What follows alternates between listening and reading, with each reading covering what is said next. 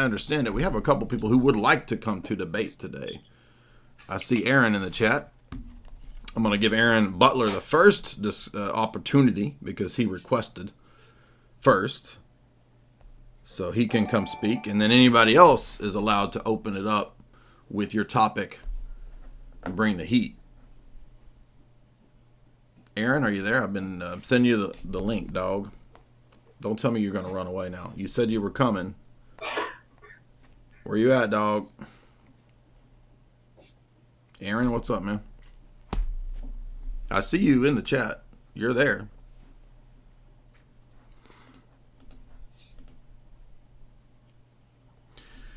What's up, Aaron? You said we're bootlickers. Let's do it. Let's have this discussion. Aaron is an independent researcher. I'm being nice. I said nothing mean. Hello. Can you hear me? Yes, sir. What's up, dude? Hey, how's it going? So there was a couple comments that I had made, and it was just like, in general to some of the people in your comments, and then there was a couple to you. What specifically were you trying to debate? Well, you said that we're bootlickers or something to that effect. So, I mean, you tell me. Well, it's essentially, it's like, and I think what I said to you directly was like, most Christians, like, all they do is sit here and argue about anything, all this scripture and you debate all these different religions, but you don't really talk about like practical information or morality, which is like the foundation of like many of these religions, like I don't hear any of you debaters or anyone out here talking about like, moral, objective morality, like trying to teach people like practical information. It's mostly just like scriptural debates. So that's what I was kind of saying. Well, but I mean, our morals are based on the scriptural text, so. Well, right, but that's like for you, like I'm saying, like that's kind of subjective because you're basing them off of like a written text written by other people, and that would be passed objective. Down. That would be objective, not subjective. Okay, so essentially, what you're saying is that you believe it, like you can't put it in your own words is what I'm saying. Like, can you say these things objectively, like what morals are, like what rights are? Yeah, like, have you never listened to anything that I do or talk about? Are you completely new here? Well, actually, it just seems like you argue a bunch of people about different religions, but you don't actually talk about like what the morals are you're speaking of, like what the wrong behavior, like I guess like this. If I could sum it up, it would be like you say you're Orthodox, but like I don't see how that translates into like advice for other people. Like, okay, like, if Orthodox, because I heard that you say one time you're a monarchist. Is that correct? Like you believe like, so you believe in the legitimacy of like a government, except it's ruled by like a king or something? Yeah, I believe that that's the right or the best form of government. Right. So you believe that like a king should tell everyone else what to do, like just like boss it around, like how Christ was crucified by it's just the bossing government around. It's arbitrary. Yeah, correct. So that's not an objective morality, or it's not objectively true that a king has the right to murder other people. Have you ever listened to any of my debates? Well, I've listened. Like I said, I can't. Like nothing. What you're saying is subjective, and it doesn't make sense. Like you argue scripture, but so you haven't, because I was joking about the king being arbitrary. Obviously, a king can't just be arbitrary. I would say. Well, it is by nature arbitrary. You have no idea what you're talking about, and you've not listened to any debates, because I always argue for objective morality versus relativism. Yes, Jay, you say objective morality, but what you preach, and you contradict yourself. Okay, where's the contradiction? So you say that morals are objective, but then you say that a government has the right to tell other people and murder them and dictate law like a god. No, the king has limitations, just like the bishop or the church has limitations. What is that? Okay, and what are those based off of? What are those limits? Divine revelation first and foremost. So as long as they say it was divine, revealed divinely, it's not a matter of them just anyone. saying it. It's a matter of the historical, traditional interpretation of the text. That's why there's always been symphonia in the church and in Christian countries. So for the first 300 years of the Christian church, how they just said, you can't be a Christian, and murdered everyone and tortured them. And then all of a sudden they do the script flip and say, oh, the government changed our mind. We're wrong. We're going to be Christians now. And then that's all the end of the story, right? Right. So that was before the Christianizing of the Roman Empire. And after it became Christian, it adopted Christian principles like you see in Theodosius the emperor and what you see in the Code of Justinian. Okay, so what you're saying is that the Christian or the Roman government, after adopting Christianity, they started, abiding by Christian law. Is that what you're saying? Correct. So if they abide by Christian law, like, forgive me on some of the time scale of some of this, and I'm so, like I said, this right. This, so you have no knowledge let me of this finish my subject, thought. and you want to debate it. Let me finish my thought real quick. Just real quick.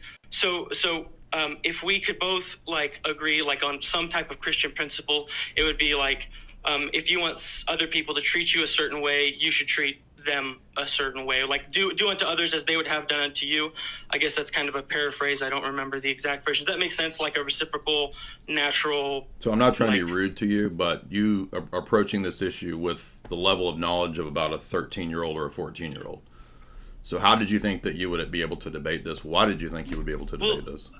No, Jay, you're not. Why are you you're repeating not my getting name? what is a right.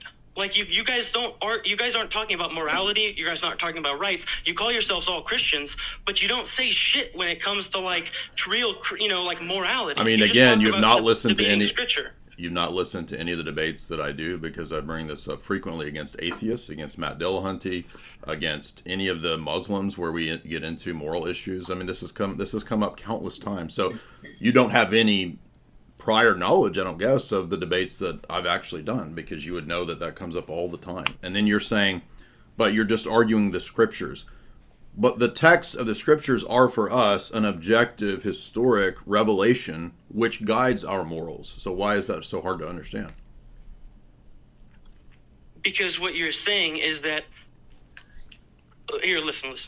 You call yourself a Christian, right? But you're not actually helping teach other people like the things that Christ would teach. Well, you have no understanding. I don't believe that you have any understanding of any of that or what Christ teaches. You've demonstrated zero to little understanding of it, because you're assuming that it's a lowest common denominator. Reduce it to love your neighbor as yourself. Well, there's a lot more involved in that. For example, there's principles in divine revelation about the governance of the state, but you don't even seem to be aware of that. Well, my kingdom is not of this world. But it entered this world in the first advent, so you don't even understand the passages that you're just citing passages like libertarians cite with no knowledge of what those passages are about. The kingdom was set up in the first advent. Have you ever read Daniel?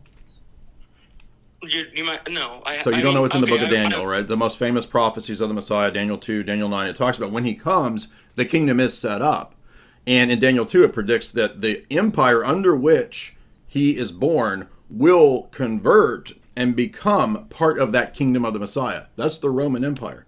And guess what? Within a few hundred years of his coming, that empire converts and becomes Orthodox Christians. So your version of Christianity is that my version. Other people get. Well, I mean, it's you call yourself Orthodox. You're debating Catholics. I call myself that. You don't think that's a real thing? You think it's something like I just made this up? I mean, what do you mean? I call myself that? Is that you don't think it's a thing? No, I definitely understand that it's a thing. All I'm saying is that it's based off of your interpretation of this book that can be interpreted by. No, that's false. So now you've engaged in a fallacy. This is a fallacy. This is a fallacy. I'm not going to let you run wild with a fallacy. Because people have different interpretations of stuff, it does not follow from that no one has the right interpretation or no one knows the right interpretation. That'd be like saying, because someone disagrees about 2 + 2 = 4, no one can know, nor does it equal 4. Do you see how that's a fallacy? Okay. And do you see how that's a fallacy? See, this is why I interrupt people. I would agree. This is why I interrupt people, because they blow past stuff when they get called out on fallacies and they want to just ignore it. You don't get to come to a debate. Okay, fine. Let me finish. Please, I will agree with you that just because everyone has, similar differing viewpoints, that it doesn't mean that your perspective is incorrect. I would agree with that. Okay, then 100%. that argument that you gave is irrelevant. So, okay.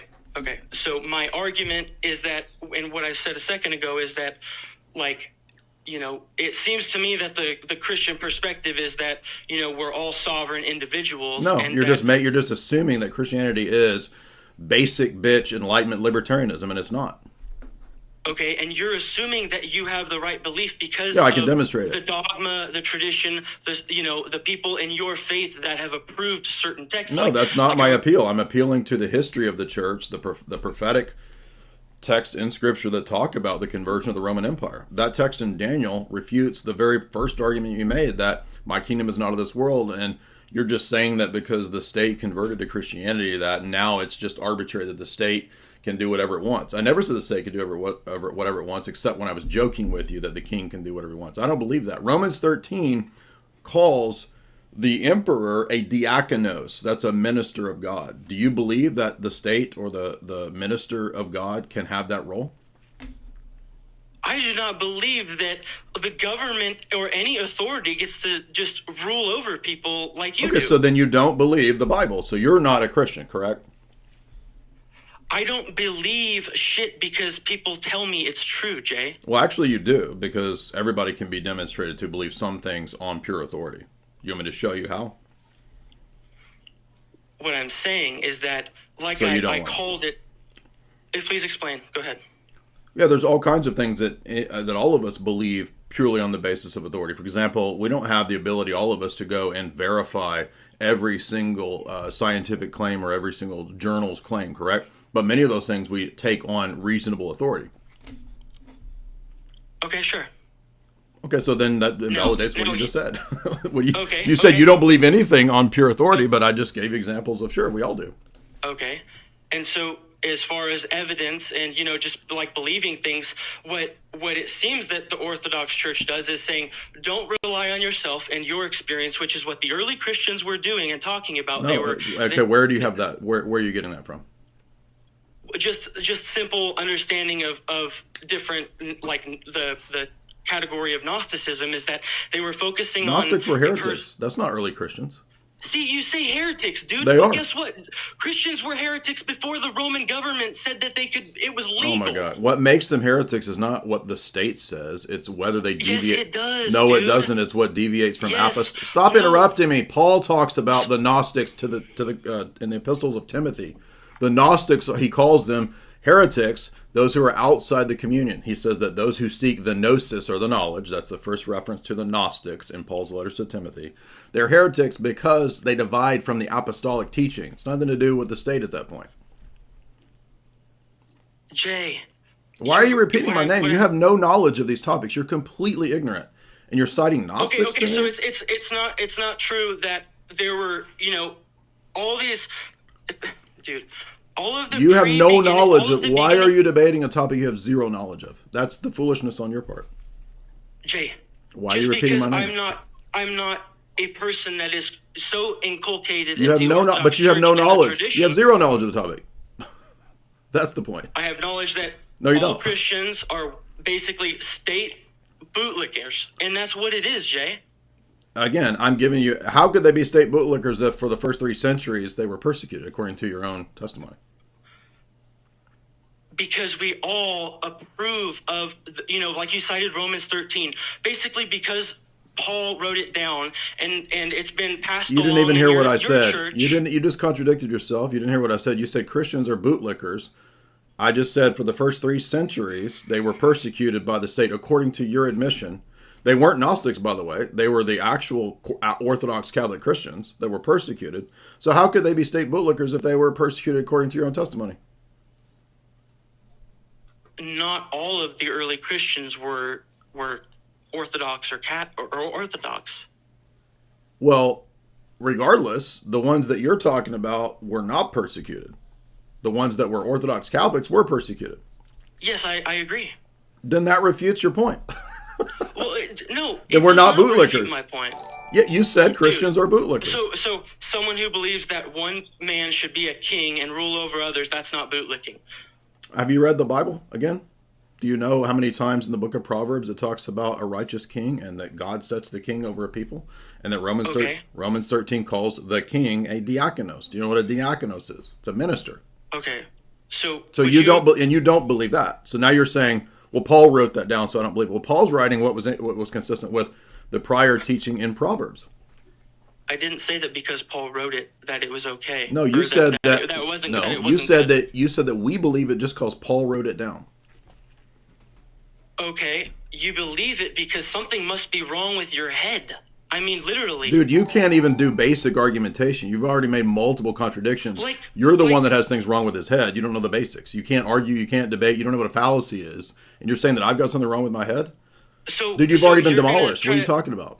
You're going to try to steamroll me with all of your intellectual Okay, so crap. yeah, so it's not an actual fallacy, even though you admitted that you made a bad argument, and now you're just accusing me of steamrolling you. No, when you already said you made bad arguments. You call yourself a Christian. So now those are ad hominems. So those are, you know what a no true Scotsman fallacy is?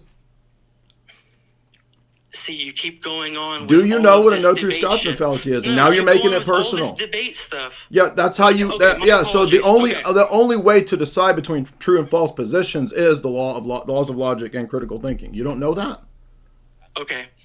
Logic and critical thinking means that you are consistent. You are not contradicting yourself. However, you profess like do the law and the prophets, right? Do unto others as you would have done unto you. However, reiterated. You can't even put your sentences together, man. You're an embarrassment.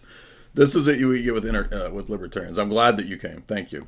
I'm not taking Orthodox requests today. I'm taking people who disagree. That was literally one of the stupidest debates I've ever had. There you go with libertarianism.